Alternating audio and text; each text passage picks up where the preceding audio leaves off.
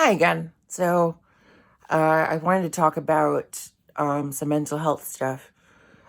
Last week I suggested that I might have BPD. That I spoke to my therapist, and she said that it kind of makes sense that I would be diagnosable as that. I thought it for years, and the lability I have with my um, interpersonal relationships, how I tend to split people as either bad or good and vary and switch as far as my evaluation of them in that way, as well as switching with myself as far as evaluation of myself in that way. Um, the moments of self-hatred, the deep moments of insecurity, the constant fear of abandonment. This is like from a BPD handbook, and so I do question a lot whether I have a psychology that might fit under that diagnostic schema. So the question I had at first was, does BPD make me a bad person? This is a common question that's been asked as far as BPD because they there is a stereotype or understanding of BPD people as conniving, manipulative, abusive, inconsiderate, unstable in a way that is a threat to their interpersonal relations. And I think that there is credence to that. But at the same time, when I think of bad person, what do I think of bad? When I think of bad person, I think of someone who lacks heart for others. They lacks heart, is incapable of sending more love than negativity into the world. Is incapable of sending more truth than deception into the world. In a less philosophical way of speaking, I'd say that being a bad person means that you tend to do things without regards to other people's well-being, happiness, intentions.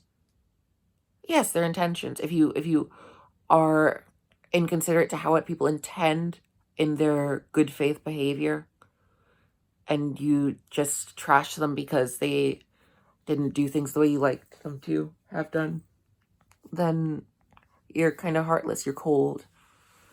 And I think therein lies the rub as far as BPD, because most BPD people, or at least many of them,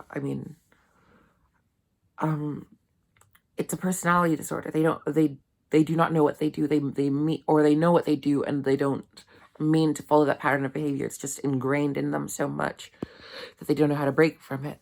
And that's definitely something I relate to. Like, for instance, whenever I got into episodes of rage, it always felt like something taking over me insidiously. It started out as some little shard of resentment or anxiety or fear or insecurity. Suddenly it would begin to boil and become something more than just a kernel of negative thinking or negative emotion. Suddenly I had this fervor surrounding it, and suddenly I often felt a need to hide and to bring myself away from anyone because I didn't want to hurt anyone. And yet, how many people have I hurt?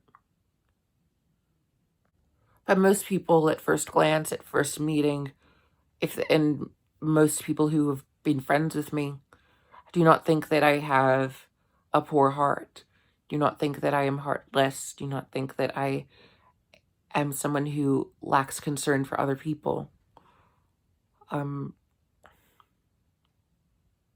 Or maybe they do, as far as the last one, but they don't think I intend to lack concern for other people, and they don't think I tend to they don't think that it's something in my heart to lack concern for other people. They think that my actions sometimes show a lack of acknowledgement for other people's boundaries, other people's states of mind, other people's needs. And I'll give admission to that. I don't think that they think that I lack empathy. I think very few people would think that I lack empathy. I think most people think that I am quite empathetic and am very open and willing and eager to hear people out. And so in that regard, that is a good quality. That's a basic virtue of being human, to have empathy. So there is that.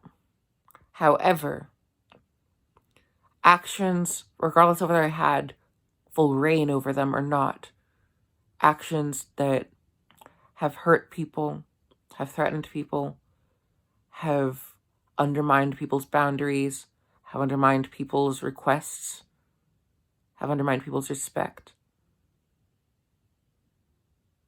Those are red flags. And those, regardless of my intention for them or not, are reasons why people have stayed away from me, have abstained from me. Some would argue that the idea of bad person and good person is overly simplistic. Anyone is capable of evil actions and anyone is capable of virtuous actions. It is the prevalence of those actions that matters, and it is the intention that also secondarily creates a sense of someone's heart, someone's essence of being is in their intention. And hopefully, and most likely, and for the most part, intention tends to show up in people's behavior. But if you have, these defense and coping mechanisms built up from traumatic situations in your childhood and adolescence that cause you to act a certain way, that cause you to question people's motives, that cause you to have anxiety over abandonment and anxiety over people's, what people mean when they criticize you or they say, oh, you could do this way, or they suggest that you should change who you are in order to be better, in your eyes at least. That stuff begins to break down the intention, begins to become an obstacle against your intentions, and suddenly there's an inner war that is created. And I think anyone with a personality disorder, and I'm speaking from my own vantage, I don't even know if I have one, I just recognize these aspects of myself and have for years, and I've even been diagnosed with bipolar disorder, so there is that. And my therapist has, said these things.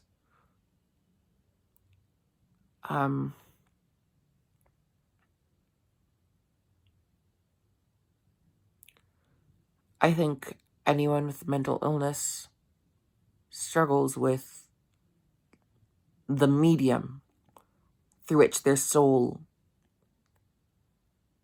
expresses itself, the mind, which then takes reign of the body. They struggle with this war between their intention, their cognition, and their action. All three are fragmented from each other, and I think the absence of mental disorder is harmony between the three. The presence of it is disharmony between the three, because suddenly you are not in full reign of your soul's manifestation in the world. And I don't think that that makes you a bad person. I think that makes you a fragmented person.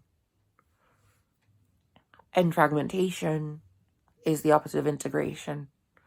Integration is what allows for expansion. Fragmentation causes disorder. Now, the world would be a lot less interesting without disorder, yes. Without a little challenge. But the world becomes good only through resolution against that challenge, which emboldens and creates resilience in the world.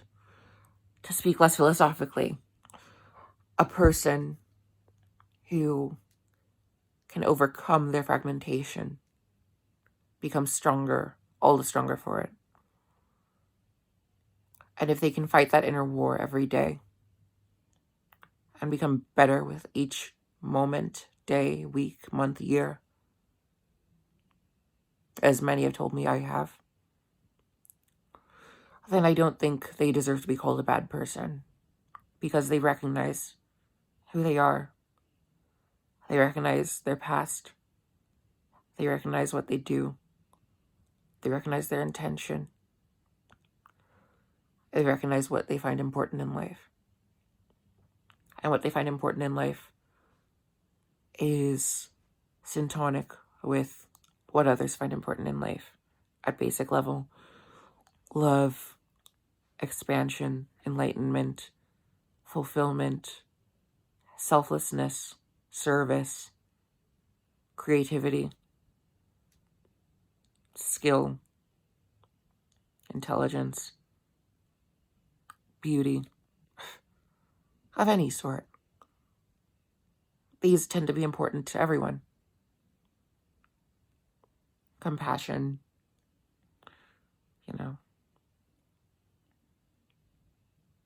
only the twisted tend not to support these things,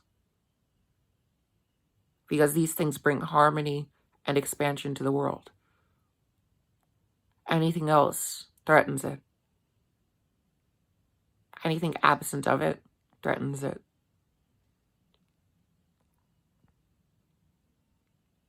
So no, I don't think I'm a bad person.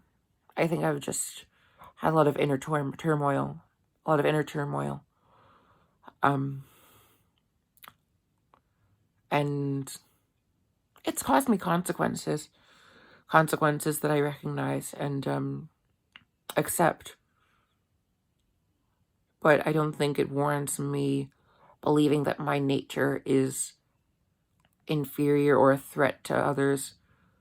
And certainly not my soul. So, bad person, no. Just someone with a past, some troubles, some fragmentation.